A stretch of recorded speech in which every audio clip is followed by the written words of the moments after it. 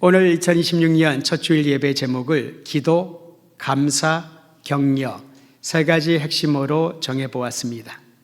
사도 바울이 남긴 서신들 중에서 13권이 신약 성경에 포함되어 있습니다. 그 중에 옥중에서 쓴 서신들이 있는데 4권이 있지요. 에베소서, 빌립보서, 골로새서, 그리고 빌레몬서.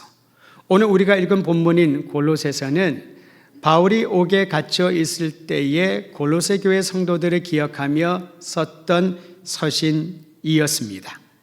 바울은 비록 매여 있는 상태에서 자유는 없었지만은 복음을 전하려는 열정은 결코 식지 않았습니다. 아침마다 다시 복음의 열정이 다시 타오르고 옥에 갇혀 본인의 행동 반경은 제한받았지만은 그 복음의 열정으로 교회를 생각하며 기도하는 그 뜨거운 마음은 식지 않았던 것이지요. 그는 영적으로 어린 교회들 안에 발생한 문제들을 듣고 그것을 해결하기 위하여 편지들을 써서 보냈습니다.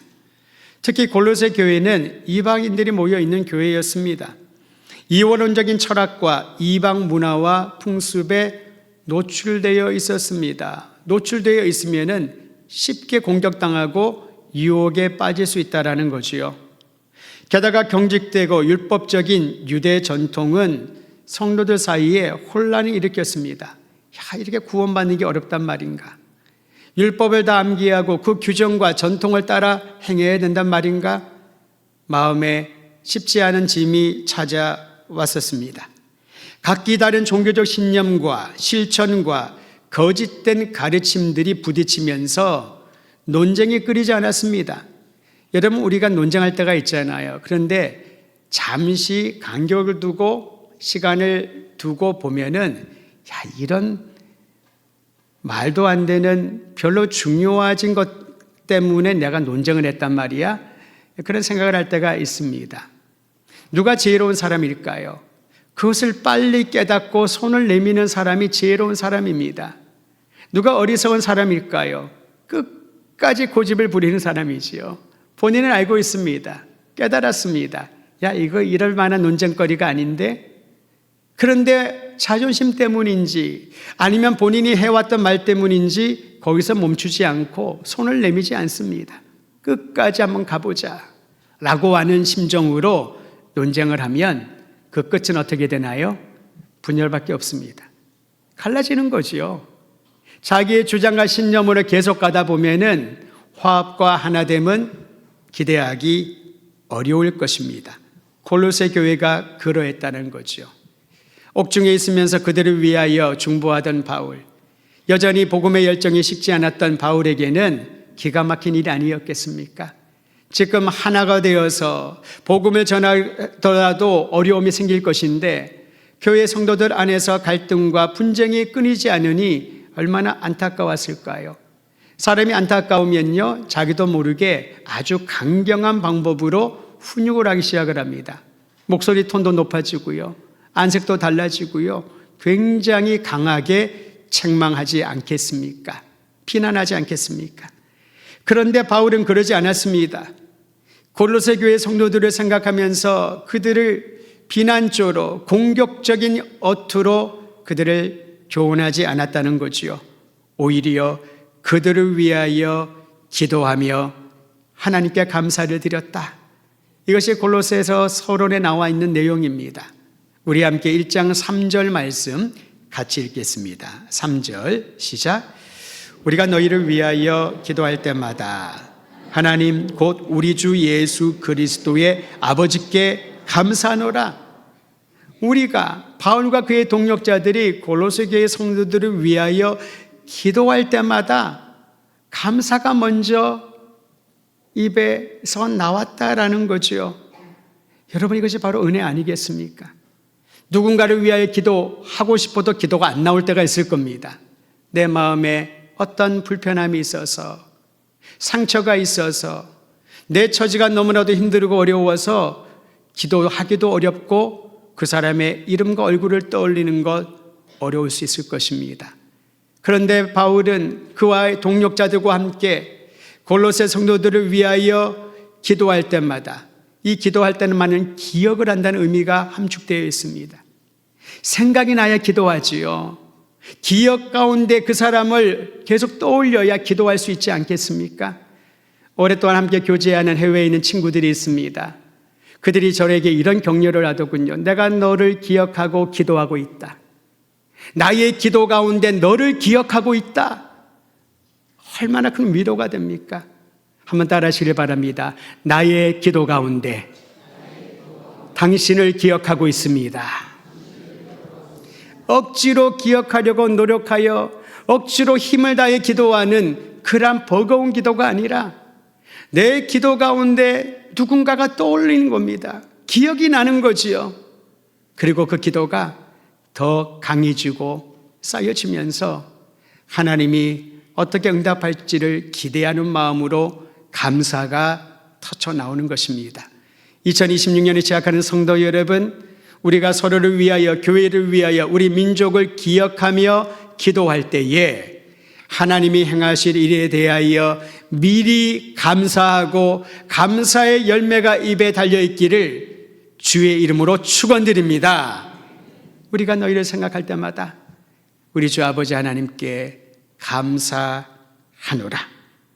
바울은 골로새 성도들로 인해 감사하면서 그 감사의 내용도 덧붙이고 있습니다. 1장 4절과 5절 바울이 감사했던 내용을 우리 성도들이 함께 읽도록 합니다. 4절 5절 시작. 이는 그리스도 예수 안에 너희의 믿음과 모든 성도에 대한 사랑을 들었음이요 너희를 위하여 하늘에 쌓아둔 소망으로 말미암음이니 곧 너희가 전에 복음 진리의 말씀을 들은 것이라. 그러면 여기에서 복음의 능력으로 세워진 참 교회의 모습을 발견하게 됩니다. 이 참 교회는 개인적으로는 구원받은 한 사람 한 사람이고요. 그들이 함께 모여 교회가 되고 또 지역에 세워졌을 때 우리는 그 지역에 있는 교회라고 일컫습니다. 복음의 능력으로 세워진 교회를 발견한다는 겁니다. 물론 교회를 창립을 하고 교회를 시작할 때에 헌신된 사람들이 있습니다. 갑자기 하늘에서 뚝 떨어지거나 땅에서 솟아오르는 그런 교회는 없습니다. 그런데 그 사람들은 헌신의 통로가 된 것이지요. 그것이 사람의 교회이기 위해서 세워진 것이 교회가 아니라는 겁니다. 하나님께서 복음의 은혜와 복음의 능력을 경험한 이들을 통하여 교회를 세우시고 그 교회가 하나님의 뜻과 마음을 전달하는 통로로 존재하게 하신 거죠. 그래서 교회라는 이름이 너무 아름답습니다. 간혹 사회생활하는 우리 직장인들 전문의들을 보면은 그런 얘기를 좀 하던 걸 들은 적이 있습니다. 내가 교회 다니는 것을, 내가 그리스도인인 것을 알리지 않고 싶어 하는 거지요. 자신의 죽음을 알리지 않았던 이순신 장군처럼 내가 그리스도인 것을 알리지 말아라. 내가 주일날 교회 나가는 것을 안 알리고 싶다. 왜 그럴까요? 어쩌면 그것이 알려지는 순간 본인이 부담을 가질 수 있을 겁니다. 그리스도인으로서 모범을 보여야 되는데 그러지 못하는 부담이 생길 수도 있겠지요. 또는 그로 인해서 또 다른 피해나 또 다른 좋지 않은 일들을 겪을까 봐 걱정하는 마음이 있을 수도 있을 것입니다. 여러 가지 이유가 있을 거예요. 그런데 여러분, 우리 사회 안에서 왜 내가 예수님을 구주로 믿는 그리스도인이란 사실을 밝히기를 꺼려할까? 내가 교회에 속한 교회의 부름을 받은 이란 사실을 왜 주저할까라는 겁니다. 교회는 영광스러운 하나님이 우리에게 주신 선물인데 말이죠. 저는 우리 더드림교회 성도들이 내가 그리스도인이요 우리가 교회로 부름받았다는 것을, 우리가 주님의 교회를 섬긴다는 사실을 당당하고 담대하게 말할 수 있는 기회를 얻는 대로 그렇게 말할 수 있게 되기를 간절히 소망합니다. 오늘 4절 5절 말씀에서 우리는 신앙 공동체, 복음의 능력으로 세워진 교회를 발견합니다. 첫째는 교회는 그리스도 예수 안에 있는 믿음이 기초입니다. 교회의 기초는 그리스도 예수 안에 있는 그리스도 예수에 대한 믿음이라는 거죠. 박해를 받았지만은 초기 교회 성도들이 붙들었던 믿음은 다음과 같습니다. 예수님이 그리스도요 하나님의 아들이시며 주님이라는 사실을 믿음의 내용으로 삼았습니다. 다른 것들은 그들에게 들려오지 않았습니다. 그들이 말할 수 있는 어떤 내용도 부차적인 것들은 다 제했습니다. 가장 중요한 메시지, 믿음의 내용이 뭘까? 예수님은 그리스도 구원자이시며 하나님의 아들이시요 주님이란 사실입니다. 성도 여러분, 예수 그리스도께서 주님이란 믿음을 가져야 나의 앞길에 새로운 삶이 펼쳐짐을 기억하시기를 바랍니다. 내가 하려고 하면은 힘이 듭니다. 그러나 나의 주님이신 예수 그리스도께서 행하시는 대로 순종하려고 하면 오히려 편안하고 안정감이 있을 것이지만 우리는 그 반대를 행하고 있지 않습니까? 내가 일을 가면서 무엇인가를 해야 마음의 적성이 풀리지 결코 주님이 나의 그리스도, 예수님이 나의 주님이라는 사실을 인정하려고 하지 않을 것입니다. 믿음은 예수 그리스도께서 십자가에서 보여주신 구원에 집중하고 있습니다. 즉 성경은 이렇게 우리에게 가르쳐 줍니다. 하나님의 아들 그리스도 안에서 우리가 죄 사함을 얻었다고. 그리스도의 십자가를 통해 하나님께서 우리를 흑암의 권세에서 건져내셨고 그의 사랑하는 아들의 나라로 옮겨주셨다고. 우리를 구원하시고 우리를 하나님의 자녀로 삼아주시고 하나님의 나라, 그 나라로 옮겨주셨다는 것입니다. 이게 바로 믿음이지요. 저는 우리 더드림교회 성도들이 이 믿음의 반석 위에 굳건히 서서 무슨 일을 당하든지 어떤 일을 경험하든지 어떤 상황에 처하든지 나의 주님이시요 구원자요 나의 영원한 생명이신 예수님만을 의지하며 그분의 손에 꼭 붙잡힌 바 되어 극복하며 나가기를 주의 이름으로 축원드립니다. 두 번째로 교회는 이와 같은 믿음의 기초 위에 모든 성도들을 사랑의 끈으로 매여 있는 그런 공동체입니다. 고로새서 3장 14절은 이렇게 말합니다. 모든 것 위에 사랑을 더하라.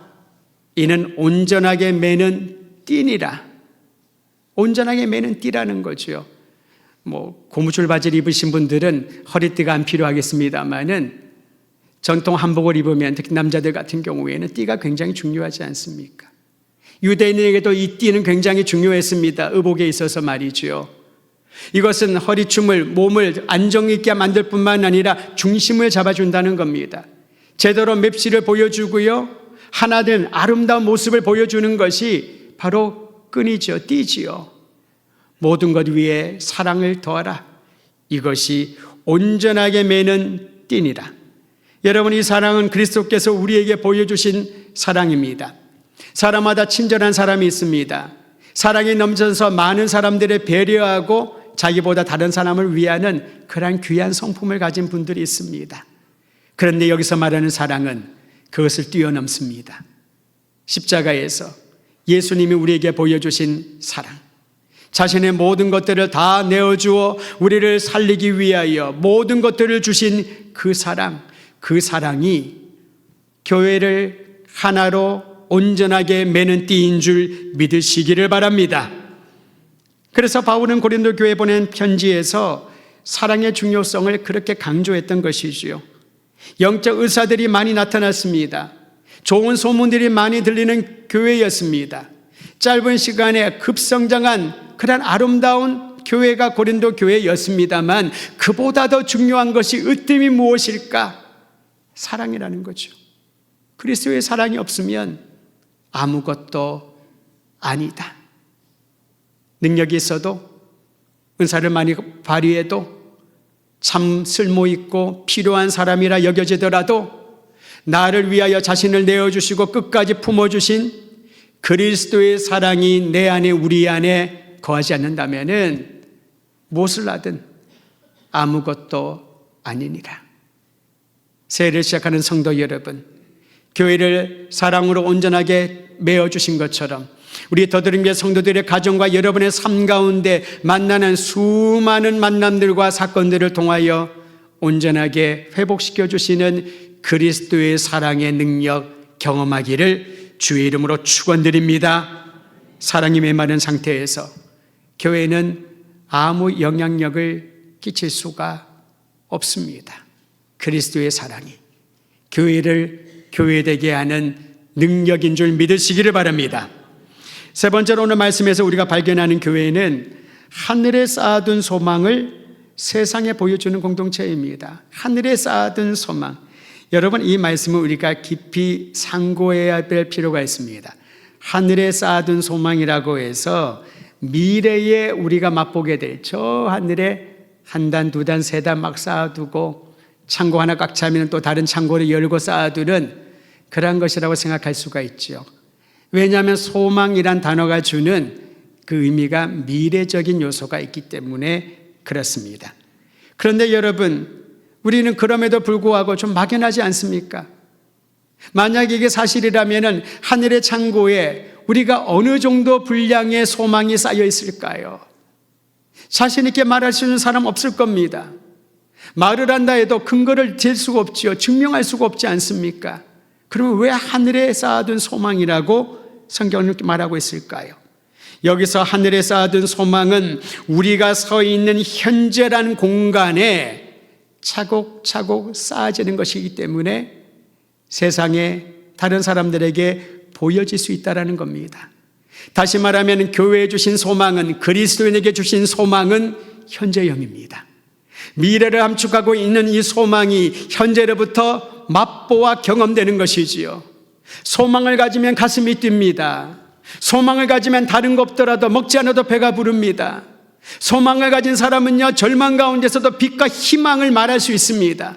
긍정을 얘기하는 것이지요. 하늘에 쌓아둔 소망은 우리가 마지막 날에 주님 앞에서 함께 계수할 것이지만, 현재적 공간 가운데 하늘에 쌓아둔 소망을 가진 이들은 그것을 직접 맛보며 다른 사람들에게 전할 수 있는 것입니다. 소망이신 하나님이 나를 살려주셨고, 소망이신 하나님이 나의 갈 길을 인도하시고 동행하시며, 소망이신 하나님이 나에게 영원에 대한 맛을 맛보게 하셨다라고 말이죠. 일상에서 소망을 주신 하나님께 먼저 감사하며 기뻐하기를 주의 이름으로 축원드립니다. 수년 전에 한 2년가량 제가 극동방송에 소망의 기도라고 하는 프로그램에 참여한 적이 있습니다. 요청을 해서 조금 멀긴 하지만은 다녀왔습니다. 1시간의 기도를 합니다. 오고 가는 시간 합치면 3시간 정도를 소모해야만 됐었습니다. 근데 그 참 제목을 지금도 있는지 모르겠습니다만은 참 잘 지었다라는 생각이 들었어요. 많은 사람들이 정말 기도 요청을 할까 싶었는데 상당히 많이 올라와요. 문자로 막 올라오고요. 전화로 오기도 하고. 제가 모르는 분들이지만은 우리 교회 성도들이 아니잖아요. 그러나 방송이라는 매체를 통하여 기도를 요청을 하는데 그 프로그램 타이틀처럼 소망의 기도입니다. 만약에 기도하고 언젠가 이루어지겠지, 그럼 그 기도에는 힘이 나타나지 않지요. 근데 기도하면서 이미 이루어진 줄을 믿고 소망이죠. 지금 이루어지고 하나님이 가고 계신 것을 믿고 기도를 하니 그 안에 얼마나 많은 능력과 간증들이 일어나나요. 저는 하늘에 쌓아둔 소망을 가진 교회, 우리 더드림교회 성도들이 날마다 이 소망이 현재형이 되어서 주님 앞에 기도할 때 진액을 쏟아내고 마음을 토로하고 하나님의 영광을 바라보는 심정으로 간곡히 기도하는 교회 되기를 주의 이름으로 축원드립니다. 바울은 이 소망을 진리의 말씀, 곧 복음 안에서 이미 들은 것이라고 말합니다. 여기에 복음이란 단어는 유앙겔리온이란 헬라어를 번역한 단어입니다. 이 유앙겔리온이란 단어를 바울이 사용한 것은 획기적입니다. 왜냐하면 유앙겔리온은 정치적이고 군사적인 용어였습니다. 어떤 정치인이 정치를 잘해가지고 본인이 원하는 방향으로 성과를 내면 좋은 소식이다, 굿뉴스다, 그게 유앙겔리온이 있습니다. 전쟁터에 나와서 사령관이 전쟁에 이겼다라고 사람을 보내서, 군사를 보내서 왕에게 보고를 하는 거죠. 우리가 전쟁에서 이겼습니다. 걱정하지 마십시오. 승리했습니다. 그 성과를 보고하는 것이 좋은 소식이 있습니다. 패배하면 좋은 소식이 아닙니다. 일이 막 그르치고 꼬이면은 좋은 소식이 아닙니다. 이 유앙겔리온은 정치적이고 군사적인 상황에서 주로 사용했던 용어였습니다. 근데 바울이 이 단어를 사용합니다. 군사적이든 정치적이든 교육적이든 사회 모든 영역에 있어서 변함없는 좋은 소식이신 그리스도 예수의 말씀, 그리스도 예수의 십자가와 부활이 복음이라는 거죠. 헬라인이나 유대인이나 가난자나 부자나 여자나 남자나 병든 자나 건강한 자나 피부 색깔, 인종, 혈통에 상관이 없이 예수가 그리스도요, 이 복음의 소식을 너희는 이미 들었다. 이 확신을 가지고 살아가는 사람이 세상을 변혁시키는 그리스도인 교회가 되지 않겠습니까? 저런 안에 우리 성도들이, 우리 더드림 교회가 이 복음의 능력으로 다시 성장하여 하나님의 영광을 드러내기를 주의 이름으로 축원드립니다. 이제 이 복음을 가진 이들은 열매를 맺고 자라난다고 합니다. 고로새서 1장 6절은 제가 우리말 성경으로 읽어드릴 텐데 여러분은 개역 개정으로 읽으시면 되겠습니다.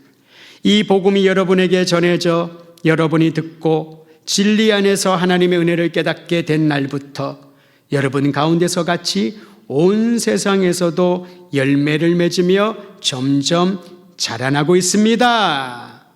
복음의 전에 들었다면, 그 복음의 진리 안에 하나님의 은혜를 경험했다면은 교회 안에서, 성도들 안에서, 그리고 세상 속에 들어가 그 안에서도 점점 자라나고 있다라는 것을 확증해 주고 있습니다.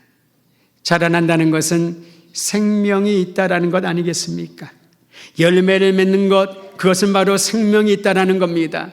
우리에게 열매를 맺게 하시고 자라나게 하시는 분은 하나님이십니다. 그 하나님이 우리의 생명의 주님이신 독생자 예수 그리스도를 보내시어 그 이름 안에 그 능력을 힘입어 여러분과 제가, 우리 교회가 날마다 복음 안에 자라나기를 원하고 계십니다. 내면이 자라나고 삶의 행실이 자라나고 우리의 영적인 부유함을 누리게 되고 날마다 그리스도 예수의 모습을 닮아가는 성장하고 성숙하는 성도들이 되어서 서로를 생각하며 기도할 때마다 복음을 들어야 될 대상들을 위하여 기도할 때마다 이미 이루어 주신 하나님께 감사하며 기쁨과 찬양이 넘치는 오늘 하루, 남은 생에 주님 뵈없는 그날까지 날마다 성장하기를 우리 주의 이름으로 축원드립니다.